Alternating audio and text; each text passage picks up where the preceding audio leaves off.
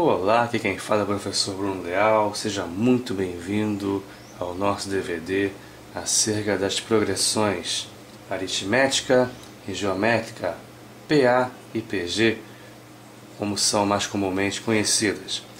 Espero desde já que este DVD seja uma ferramenta importante no seu processo de aprendizagem da matemática e de preparação aos vestibulares, concursos militares, concursos públicos, enfim.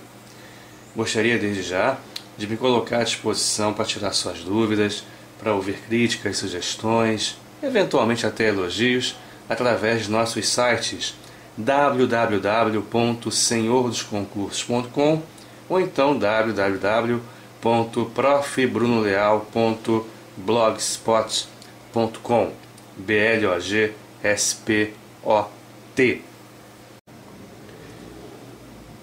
Eu preciso que você faça o quanto antes, se possível agora, antes de começarmos a aula, o download da apostila que contém os exercícios que serão raciocinados neste DVD. Você vai acessar www.senhordosconcursos.com e clicar no botão Vídeo Aulas. Logo no início da página que vai abrir, você encontrará o link para o download desta apostila. Ok? Faça isso por gentileza para ficar mais fácil você acompanhar os exercícios e, consequentemente, a resolução deles. Você pode imprimir, enfim, fique à vontade com relação a isso. Ok? Vamos então começar nosso assunto, que é bastante extenso, porém muito fácil.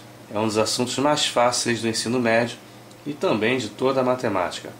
Eu recomendo que você tenha assistido aos DVDs Potenciação e Problemas do Primeiro Grau, se possível, para ficar mais fácil você acompanhar esta aula, porque as questões de PA, a maioria delas, acabam caindo em equações ou sistemas de equações do primeiro grau. Por isso, se você tem alguma dificuldade nesse assunto, assista ao nosso DVD Problemas do Primeiro Grau, porque ali eu ensino a resolver tanto as equações quanto os sistemas. E também ao DVD Potenciação, porque as questões de PG, em sua maioria, envolvem potências e as propriedades das potências. Por isso seria interessante nós termos essas propriedades e o cálculo de potências afiados em dia. Porém, se você não adquiriu os DVDs ainda, e mesmo assim tem dificuldade, nós vamos devagarzinho no início para que você possa suplantar qualquer dificuldade inicial para o entendimento da matéria. Ok? Vamos lá então, começar com o estudo das progressões aritméticas. Progressão aritmética é toda a sucessão ou sequência em que cada termo, a partir do segundo, é igual ao anterior, adicionado a uma constante chamada razão, cujo símbolo é a letra R. Por exemplo, 1, 4, 7 e 10 é uma sequência em que cada termo a partir do segundo é igual ao anterior mais 3. É igual ao anterior adicionado a uma constante chamada razão. A razão dessa progressão é igual a 3. A razão é o aumento constante que você observa nos termos da progressão aritmética. O primeiro termo da PA recebe o nome de A1. O segundo termo A2 vale 4. Terceiro termo A3, quarto termo A4 e assim por diante.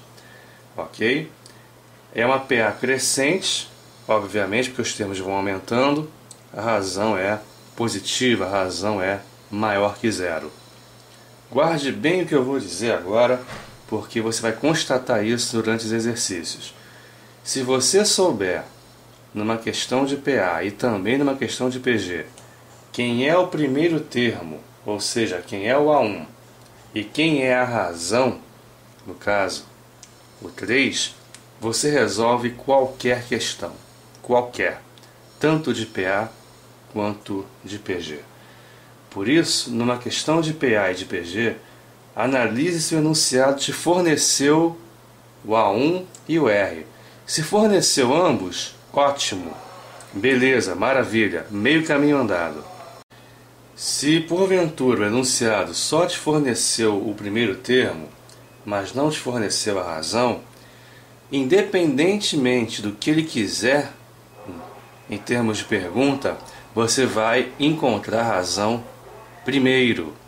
E vice-versa, se ele te fornecer a razão, mas não te fornecer o primeiro termo, a tua primeira missão é encontrar o primeiro termo, para aí sim resolver o exercício. E se ele não fornecer nenhuma coisa nem outra, aí o bicho pega. Temos que encontrar inicialmente os dois, para aí sim o que ele estiver pedindo no enunciado, na pergunta. Ok? Outro exemplo de progressão aritmética. 12, 7, 2, menos 3, menos 8, e por aí vai. Ao contrário da primeira PA, esta PA é infinita, não há um último termo. Ok? As reticências indicam isso. O A1 é o 12, evidentemente, e você já percebeu que os termos estão diminuindo de 5 em 5.